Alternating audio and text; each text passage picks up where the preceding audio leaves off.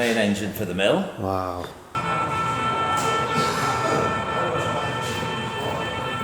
Found that it was our stock plate. Oh, sure, yeah. And the holes in the wall and the holes in the backboard Still match? still match. So we just screwed it back in. Oh, brilliant. That's a great story, that, yeah.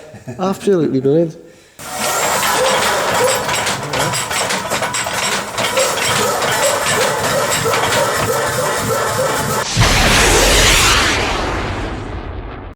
Hello everybody, I'm out again, hope you're all well. I am up today at Grane Mill for an open day, which is Alan Start's mill. And we've been up here already for about 2 hours, mate. Alan's behind the camera. Howdy. And we've gone around once already, taken a few photos and a few bit of B-roll footage. We've also been in the chimney, which was just brilliant. And I'm going to go around now, take you around this place, and I'm going to show you everything that's here. We've got pre-rain, the engine house, and it's just amazing in there. So I'll take you in there in a minute. I'll show you a few little bits and bobs first, and then I'll take you into that last, because it's just brilliant in there. So I'll take you down, and then we'll go around again in a bit with Alan's dad. I think he can tell us a little bit more, but I'll just take you down now and show you a few bits, and see what we get. So let's get on with it. Right everybody, there is big flywheel. I'm guessing there's would have been something coming in and out of there, wouldn't it, mate? And out of here. So out there in the middle of that. Now that's the one you worked on, isn't it? Yeah. This is the one I seen you working on, yeah. I did a video on my old channel for that. That's right, yeah. Oh. Does that actually start up? Yeah, but because he's got that small one running in there, The compressor, yeah. he can't really. Right, wow. Just over here we've got, we'll show the boilers. Old Lancashire boilers. Look at that. Two of them. That one's not working yet, they're still working on this one. That one just fired up. And the chimney's at the back. We've just been in the chimney. You can go round here as well, I'll show you a bit closer. Thank you. Let's see. In here.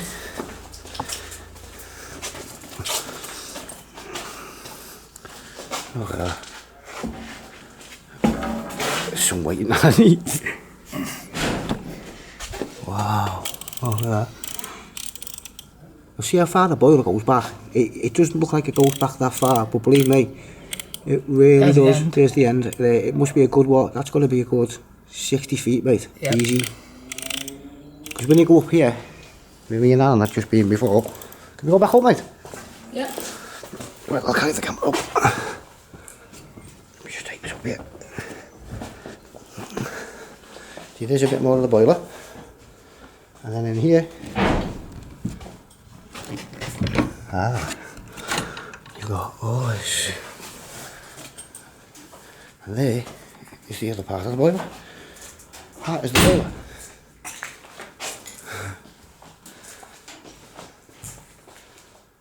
So there's the full length. That's the full length of the boiler. And don't forget, it sticks out a little bit more on the other side of that wall. And all the pipes, steam pipes, I'm guessing, mate. Water pipes. But it's the smell. It's just so nice. There's that as well. There's what? That's why keep the water. Ah, yeah.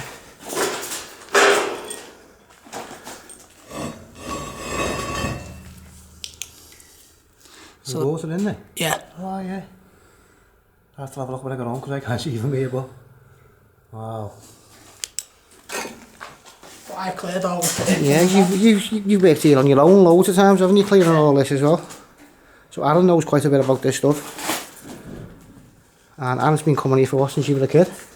Since I was about, since I could walk. Yeah. What are they? Weights. Hey, weights? For these little things. So. Maybe. Yeah, before me and Aaron went into the chimney, didn't we? Yeah. And the first time I've seen it in a long time, but when you go into like the tall chimneys, like me and that Tony done it at Rylands Mill, and you go through the little tunnel, you have the doors that pivot like that. Had a few in there, didn't it? And it's the smoke and the soot still in it and everything. And I'll put that in a little bit further on the video, obviously. But we'll keep going. Yeah. through the door. Through the magical door.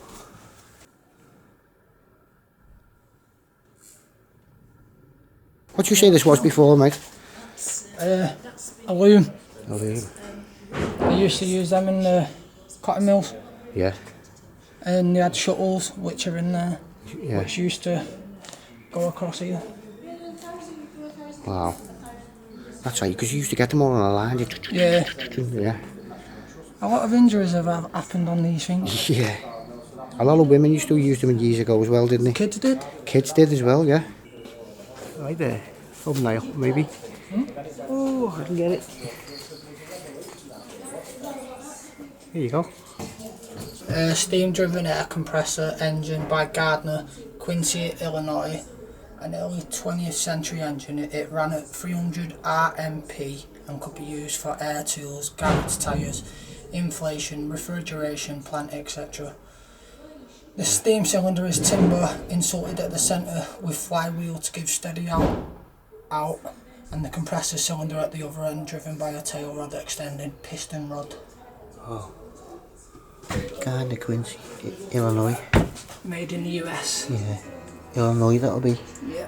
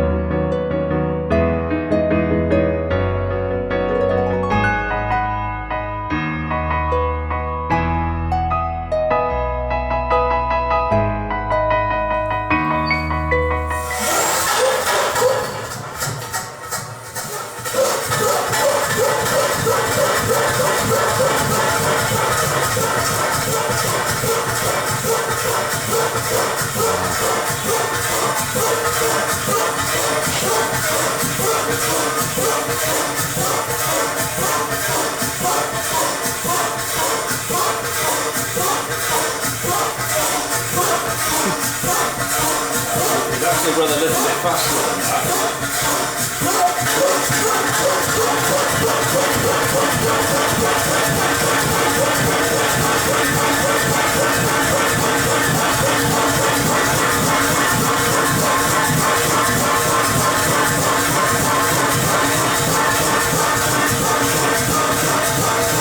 Stop running out of air.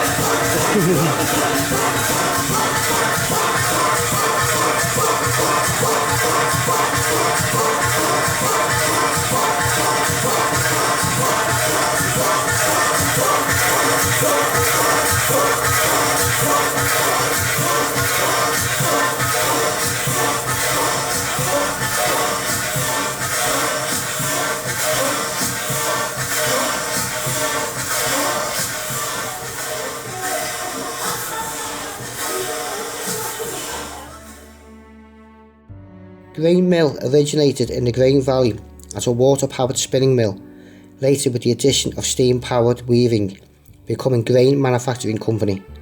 In the early 1900s, the area was acquired for reservoirs by the Bury and District Joint Water Board, and a new mill was built here with the compensation.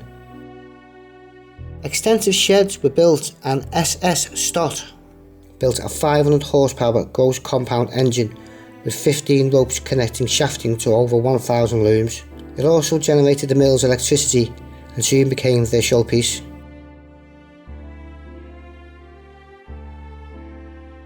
The two cylinders were named Alice and Hilda at the opening ceremony in July 1907 by Haslingden's mayoresses Alice Taylor and Hilda Parkinson. The engine ran without a hitch until the mill closed, a victim of the rundown of the Lancashire cotton industry in 1979. It was preserved by Mr. Gordon BRIGGS with the help of engineer Dave ARNFIELD and a small group of dedicated volunteers. The engine, boiler house and chimney were given scheduled ancient monument status and saved from demolition in 2003. This is a rare, if not unique, survival of a complete mechanical unit.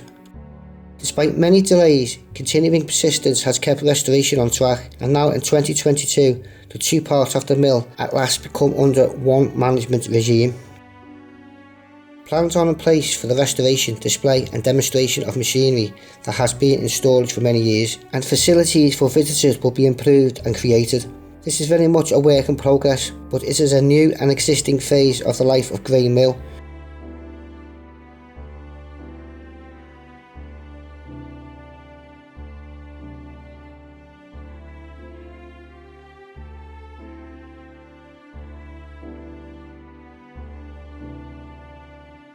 The design is about 1880, but they carried on making them until about 1926. So I don't know what evidence they've got for that. It came from a mill in Cowling. Not the mill at the top of the hill, but the one next down. If you go to Cowling now, there's a housing estate at the top of the hill. As you go from Combe down the hill. That's where one mill was, and then further down there's another new housing estate, and that's where this mill was. Right. I can't remember its name. I have to look it up. Stan Hargreaves, who was working as basically a scrap merchant at the time, but also he used to work for STOTT, who made the big engine here. Right. So well into steam engines. Saw it half hanging out of the building at first floor level. Right, So we went in and bought it. And it used to run the tape sizing machinery, we understand, because tape sizing carries on all day long, right through the lunch break, when the main engine is stopped. So they always used to put them onto their own little donkey engine. And that's where this came in. But we obviously don't have a boiler running at the moment. Steam is a much more expansive fluid than compressed air. That was where it stopped. I should have pulled it back. Yeah, that's the starting position really.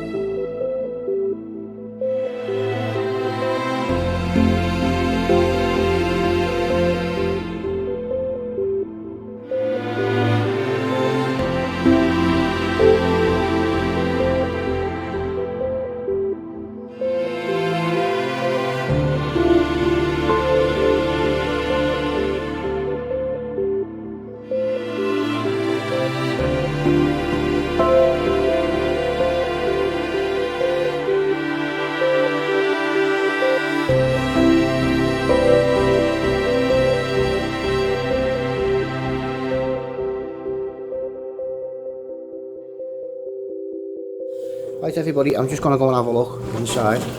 This. Through there. Once Alan comes back with his torch. It's dark in it. I'll have to wait for Alan and his torch.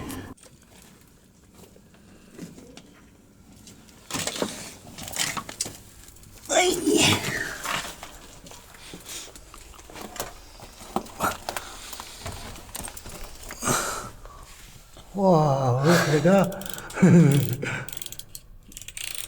Put it on full beam forward, like that's it.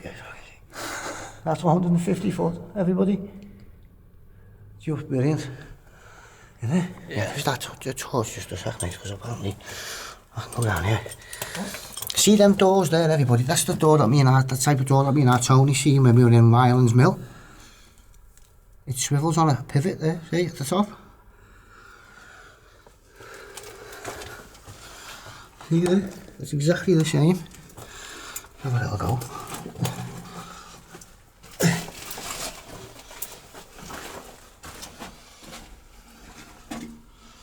And there's another one.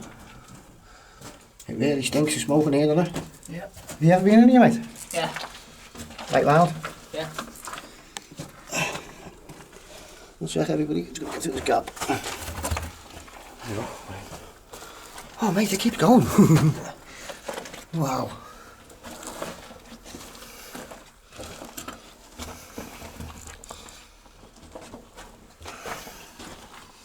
No. What's in here? Is that it? Yeah. Wow, this is amazing, mate. Absolutely amazing. So where's the boilers then? It must be behind that wall where you are there. Yeah, behind you. Just incredible, mate. Wow. What a place, mate.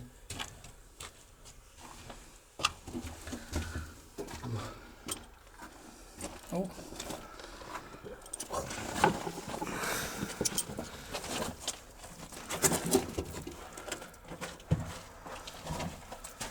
It really smells smoke.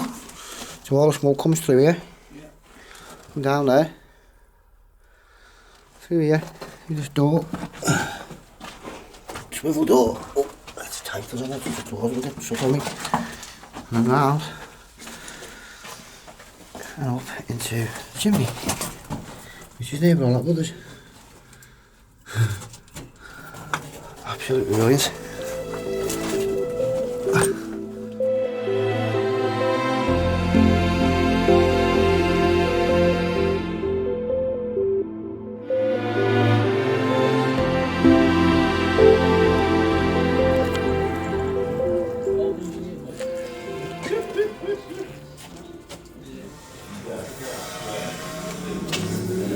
This is the information, guys. That's how long we've had it. Since 2008. Yeah. Never run again, will it? Haven't started, Dave. Paul. Paul. This is boss. You alright?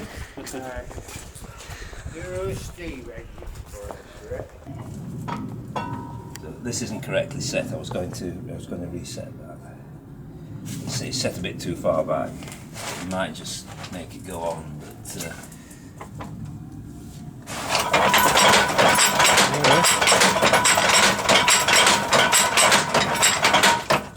so it's fully functioning. Yeah, it's working, yeah. So it just needs, I'm saying fully functioning. Once we've got the leathers sorted out, that will run again. It needs a reed in there in these heels here. Yeah. It needs a bit more polish, and then it will run again. All this, and we've got a left-hand one and a right-hand one. Yeah.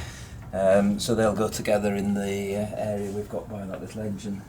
Yeah. The rest of the mill. Wow. So that's.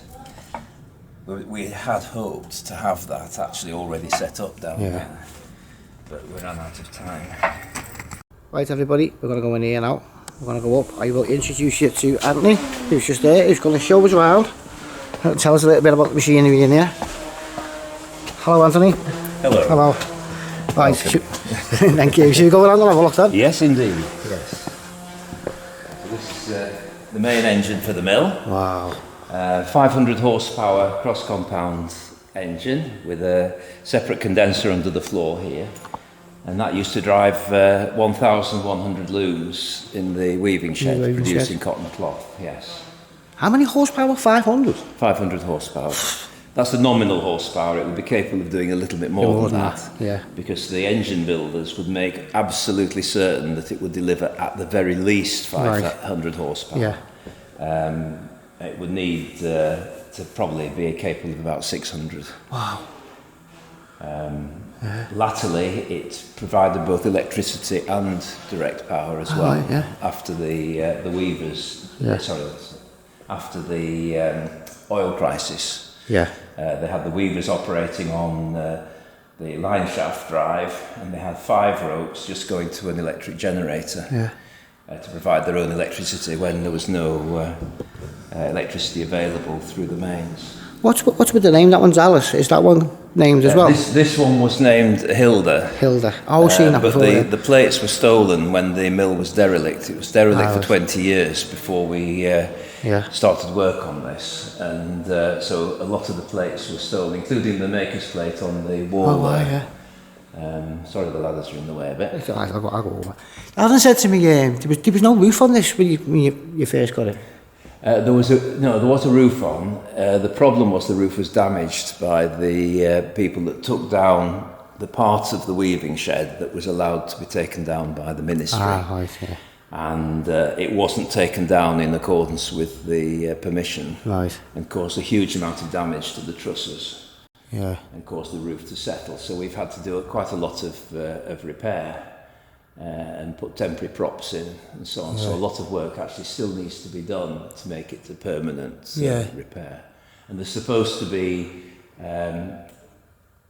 roof lights down each side where you can see it's not bordered. Yeah. When built, those were 2 rows of roof lights. And the Along long-term the plan is side, to replace those, and we'd have much better lighting. It would actually be one of the brightest lit engine houses with those in place. And that's the long-term objective, although we'll use double glazing this time. Yeah. It's classic, isn't it? It's just amazing. Yeah, and then we had a lot of the valve gear bearings were stolen as well, and we've been able to source those. So when was this actually built again? Built on site here? It was built during 1906, and it was put to work in 1907. Wow. And it was made about 200 yards away at Stott's on the main road. Yeah, that's them there, yeah. Yes. That's a copy from a photograph of their works photograph board, which they put on all their photographs, and we actually have the photograph for this engine with a board identical to that in that position. Because they put their name on the wall at the side. It wasn't actually fixed to the engine. Ah, right, yeah. So in their photographs, they did this, and this was their showroom engine because it was so close to their works. Works, yeah. Yeah, be a good idea, wouldn't it? Yeah. Are you actually going to connect them boilers up to this at some point? Indirectly, yes. I can't see us actually using the boilers as Lancashire boilers. Yeah. We'll probably use them as water reservoirs. Right. You need a lot of water to run an engine like this. Yeah. You need we need a smaller boiler, which we have with a small vertical boiler, which will provide enough steam to turn this over, because we're not driving a mill anymore. Sure, yeah. Just have to turn the engine over. But we still need to condense the water, so we need enough cold water to condense the steam that comes out of the engine. Yeah. And obviously we need enough warm water to go into the boiler. Yeah. So from a demonstration point of view, we think that if we use the 2 boilers as our water tanks, and we can use it for rainwater harvesting, and then they will make the boiler work, and they'll make the condenser work. Yeah. You know the water tank that's out the back on the roof there. I just got a quick glimpse of it. How many gallons is that hold? Oh, I'm not sure. I think it's about 3,000. Basically, it holds the amount of that one boiler would need to completely fill. Right. Yeah. And is that rainwater? That is how we fill the boiler. Yeah. Is it rainwater? Yes. Yeah. Yes. Wow. So they had that as an emergency supply, because you can then just, when the valves are sorted out, they need sorting out. Yeah. You can then just open the valve and make sure that the boiler is has sufficient water. Because clearly, if the water level goes too low, there's a risk of an explosion. Yeah, it'll blow, yeah. This kettle is historically one that was used for engine oil. Ah, right. Yeah. So that's a... He says, there be no tea getting made in that. Not for tea, no. Wow. So that's a genuine artefact. Yeah. And that's where they used to keep it, just to keep the oil warm. Keep it warm, yeah.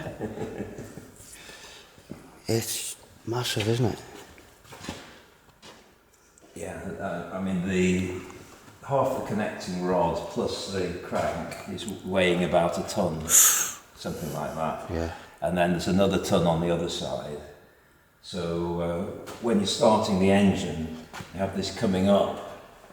Yeah. And when it goes over, it starts to weigh down. Well, the one at the other side is 90 degrees behind.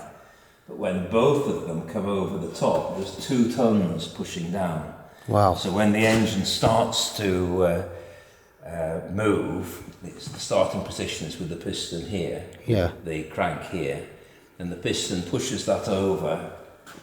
Once the other side comes over, the inertia in the flywheel is then assisted by that 2 tons weighing down before the next stroke back. And then this cylinder, because it's a compound engine, the steam's coming to the high pressure cylinder first.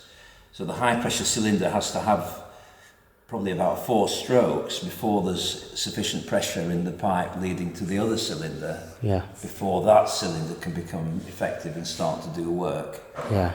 And then that cylinder has to exhaust into the condenser and start to generate vacuum before you've then got a free exhaust. And once that happens, then the engine can get up to full power quite quickly. Right, yeah. And then once it's at constant speed, which is governed by the governor, and that tilted rod at the top below the governor balls, that goes level. Yeah. That's the speedometer. When it's level, that's the right speed. That's the right speed, yeah. Which I think it's 69 revs for this engine per minute. And then it runs at that speed for the entirety of the shift. Does it? Yeah. You don't want the speed to fluctuate at all, because it will affect the quality of the cloth. Serving the looms, We can turn the engine over if you like. Yeah. This is the barring engine, which we're driving electrically for the moment, just to maintain the engine and to... I remember Dave saying before that that's like you get a starter motor on a car, it's basically the same principle. It's that kind of thing, but you don't actually need it to do a rolling start. Yeah. What you do is you use it to get the crank into the right position for starting. Ah, right, I see, You can do a rolling start if you've got difficulty with the coal or whatever. Yeah. So that you're not feeling confident about being able to make a good start. And what would you do if the water in the tank was frozen and that's like in the winter? How would you get your water then? There is a connection to the water mains, and the boilers start full of water anyway. Yeah. And back in the day, you had a mill lodge. Yeah. Well, you'd only have ice on the top. Ah, so you'd have water below. The ice would never get more than 6 inches to a foot thick. Yeah. But the thing's 5 feet deep. Yeah.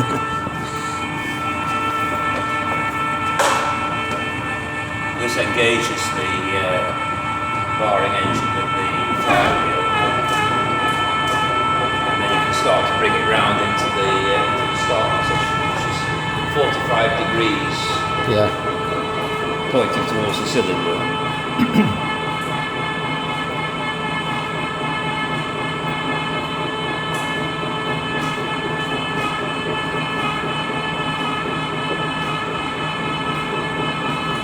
Obviously we don't actually have steam today, but that's coming up towards the starting position. So that's the position where you would actually start the engine. Right. And then you go over to the main steam valve, having got this up here using the barring engine. Yeah. And you'd start it on the main steam valve. Yeah. Is that one that's shaped like a ship's wheel? That's the steering wheel. The one, yes, the one with the spokes, yes.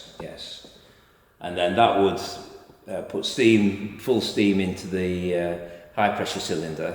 As I say, it would then have to rotate probably about 4 strokes before enough steam's going into the low pressure cylinder for it to do serious work. Right.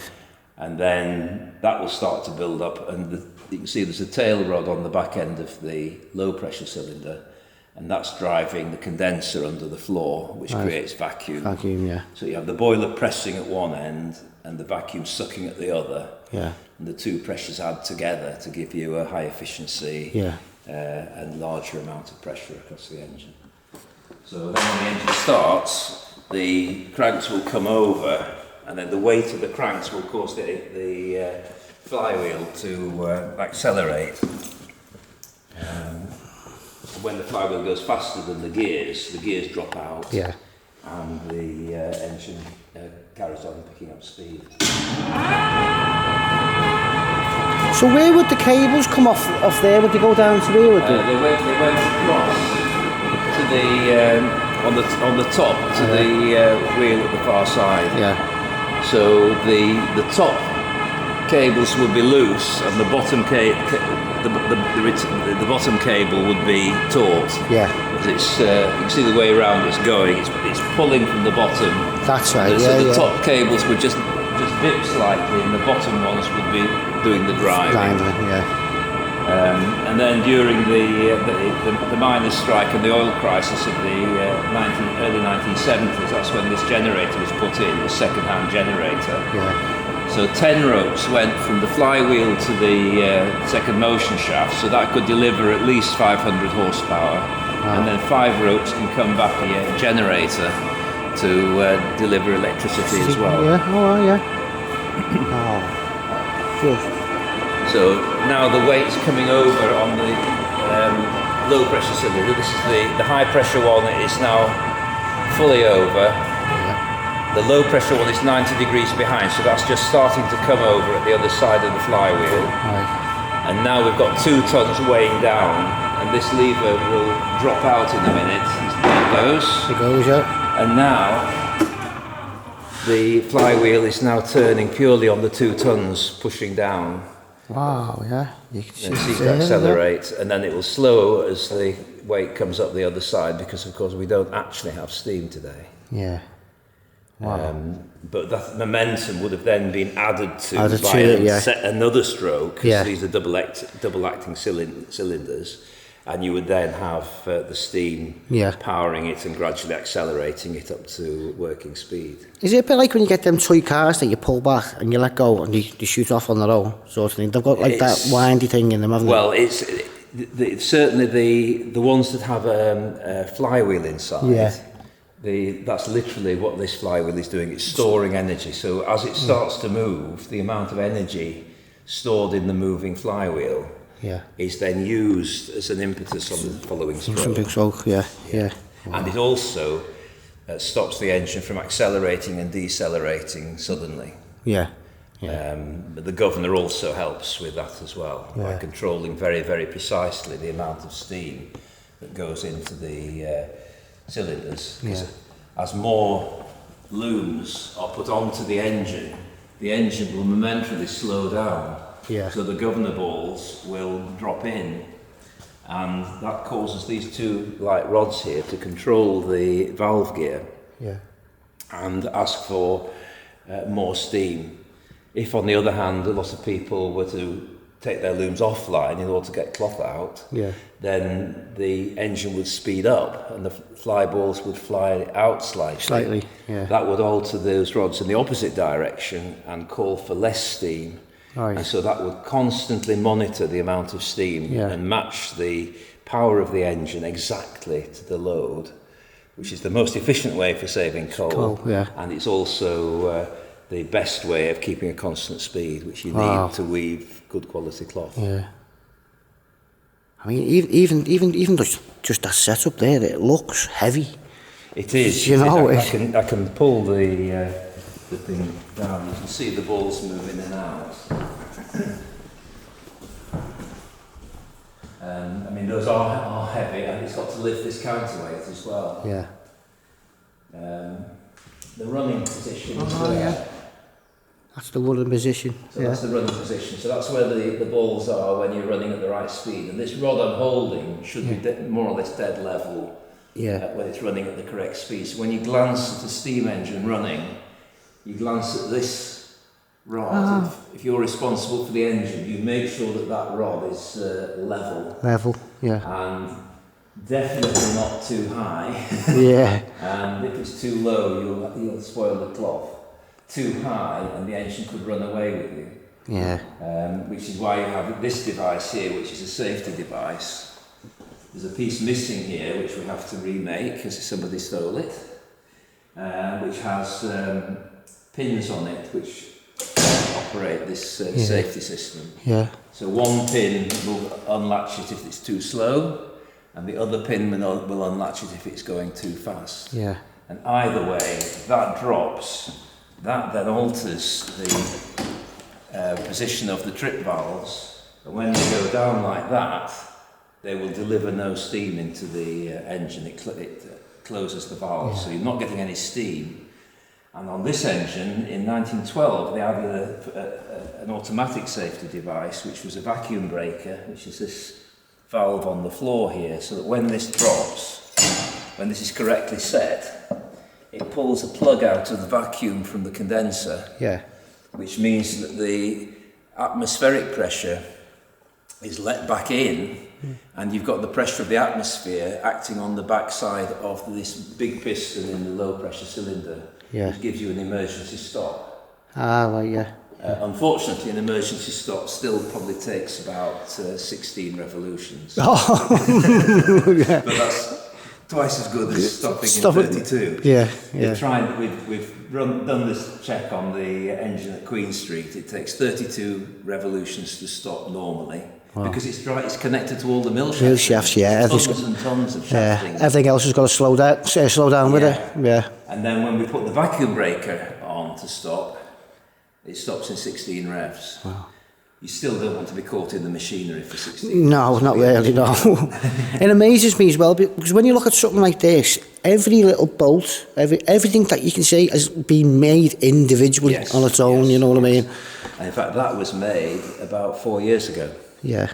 In fact, possibly less than that. By a friend of ours, because the parts here were stolen.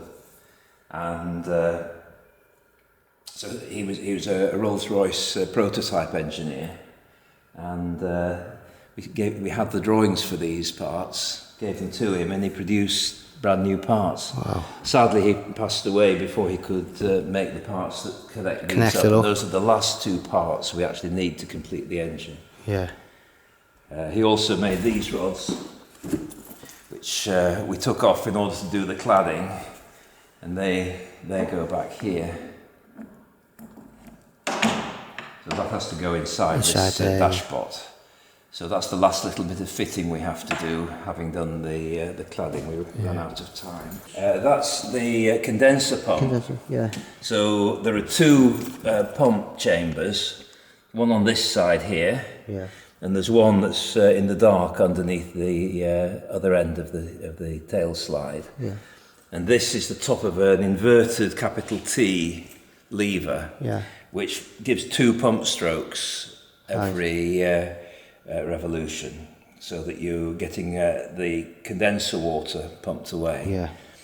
The way the engine works is that high pressure steam goes into the high pressure cylinder, and that does, so you've got this contained pressure.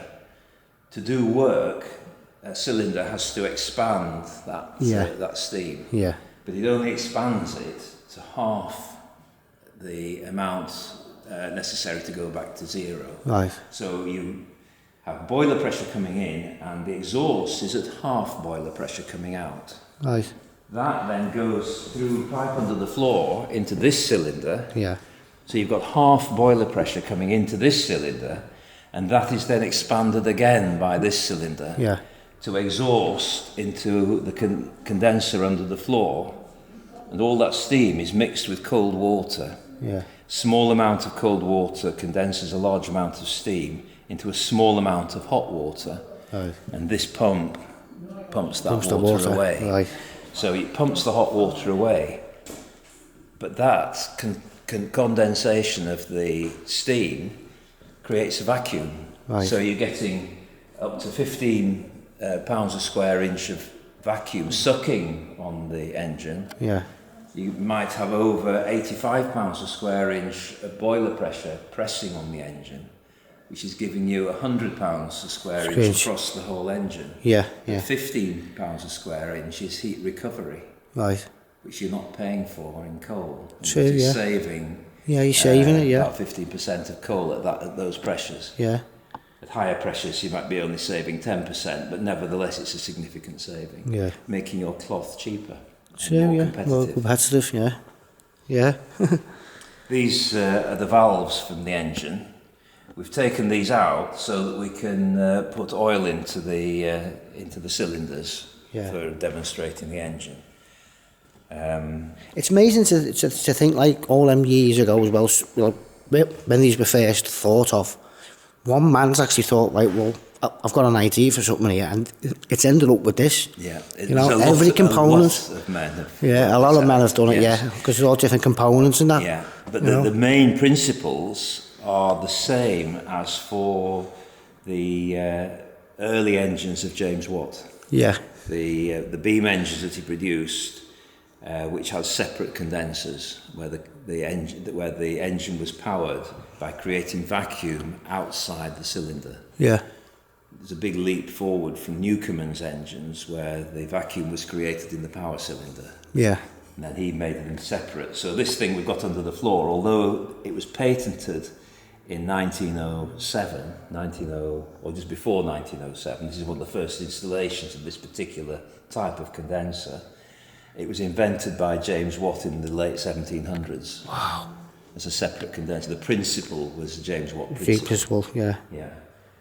Compounding, that was a chap called McNaught, who added low pressure cylinders to compound engines, single cylinder engines, to use the steam twice before it went into the condenser.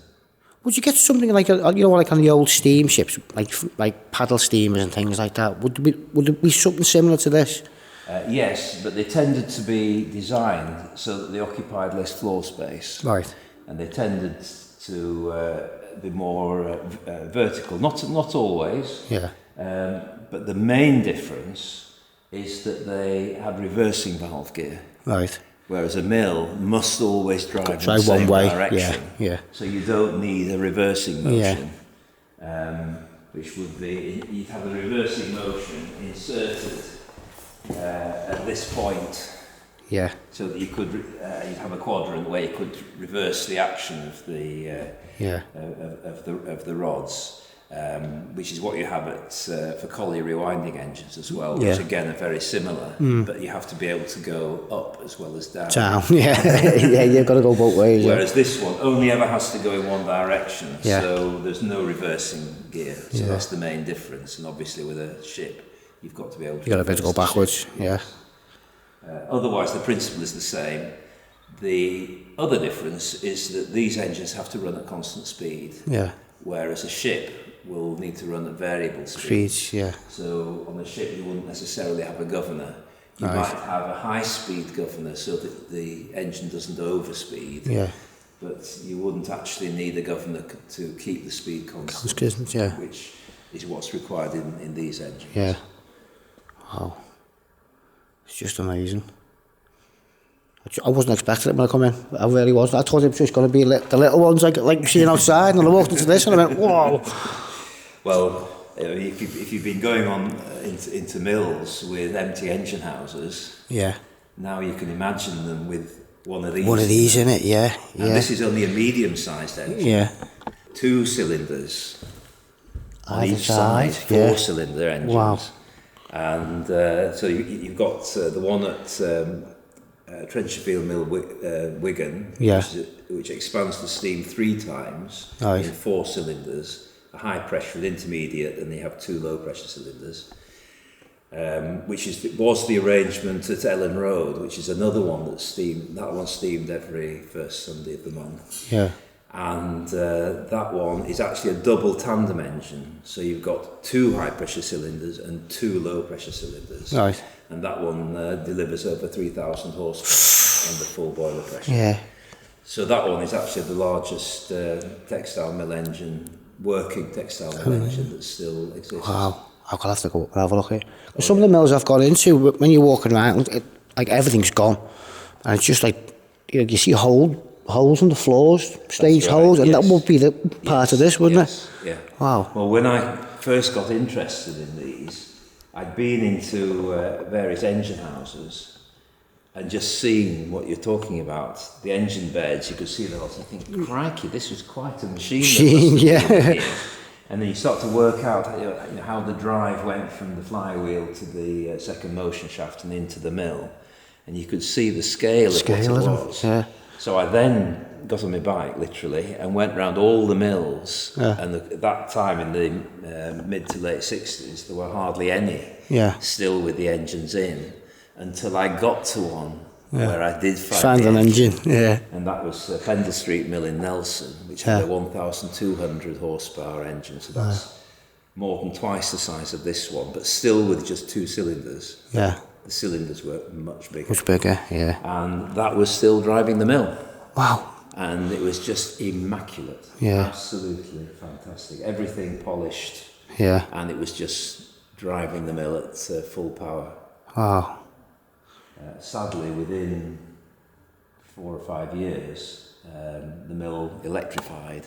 Yeah. And the investment on the electrification, which wasn't done very well, the electrification overheated, and the company could not afford to remedy the mistakes that had been made, and it closed the mill. Oh. So changing from steam to electricity failed the business. Jeez. And if they just kept it going, they would have carried on certainly for another 5 or 6 years. Yeah.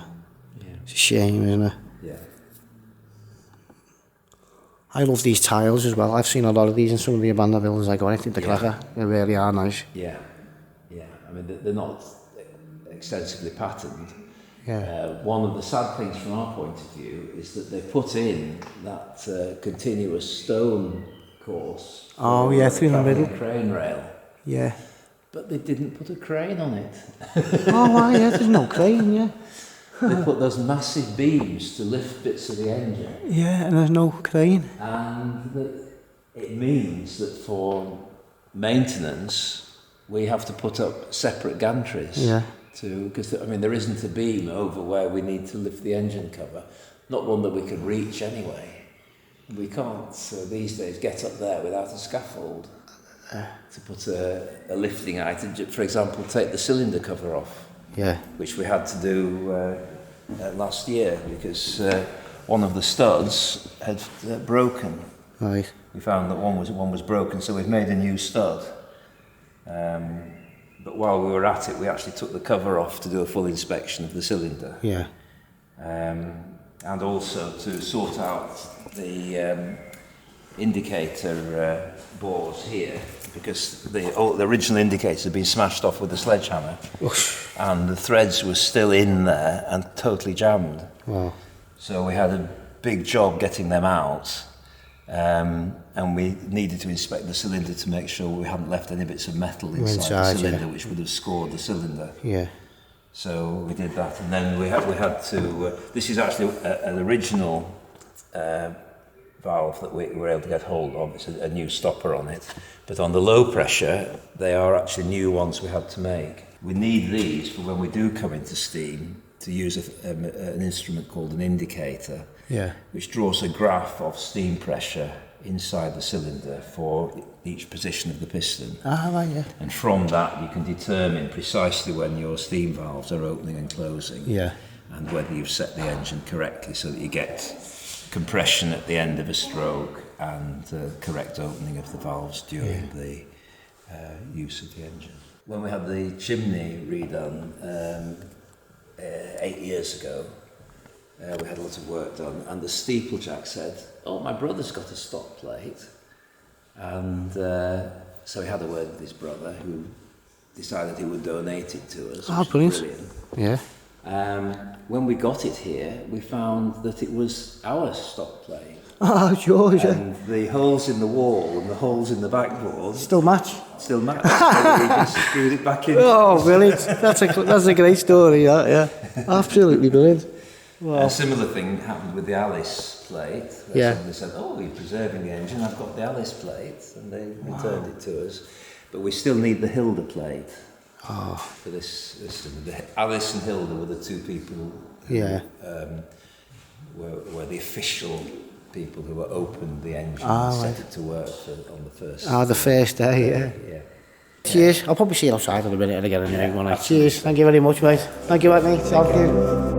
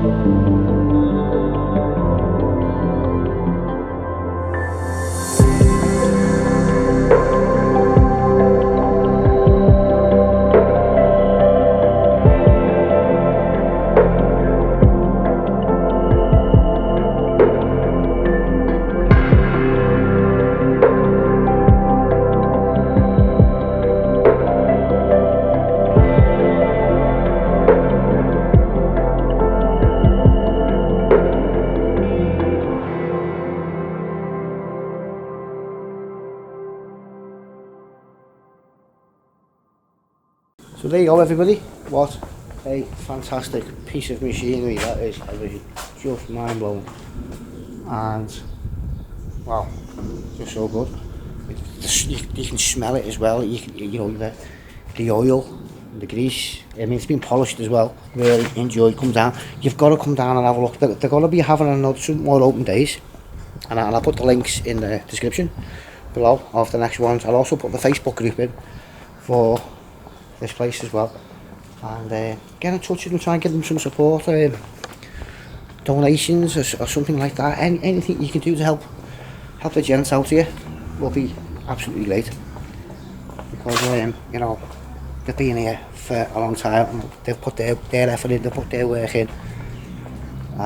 Any little bit of help they can get would be absolutely great for this place, because it's like a working, well, it's a working museum, and it's just so good. Everywhere when you look around, everywhere you look, you keep finding little things that, you know, are historic and that. It's actually open tomorrow, but by the time I put this video up, it'll be too late for you to come down and have a look. But my, what a place. I'm now going to have some refreshments.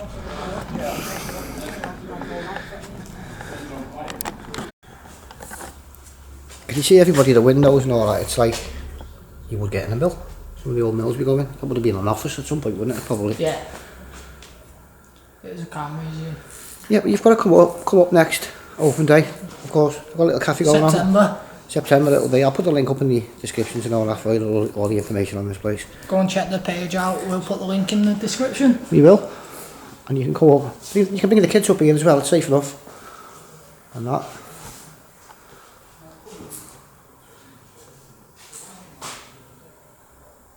Great.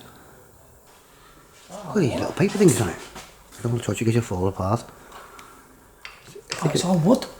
Is it all wood? Yeah. It is, yeah. Yo. Unless it's a very old lathe or something. It looks like it, mate, with all this coming out of it, yeah. And then that's crazy. All the little wheels. Wheelie. What a place. Told you you'd like it. Yeah.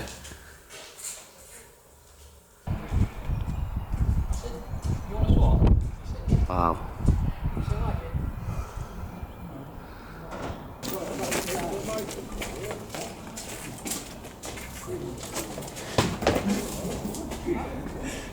So maybe we've got things on now, haven't we? Got a few more clothes to come now. Yeah. We'll start getting ready for a few other bits and bobs we've got. Birmingham in a few weeks. Got a Birmingham in 2 weeks as well. Going down to do that to meet Matt. We're on a 36-hour marathon. Yep. Going down on the Sunday night. No sleep over the Sunday. Yeah. We'll keep going all day Monday. Maybe a bit of a sleep Monday night somewhere. Yeah. And then At it again Tuesday. and again Tuesday, and on Tuesday night. Down in Birmingham, got a few pins to go and do. And I'm really looking forward to that. Yeah. I ain't been up here. You grew up here, didn't you? Well, you spent most of your childhood days here. Yeah. It's only open on certain days. Next open day will be in September. Right.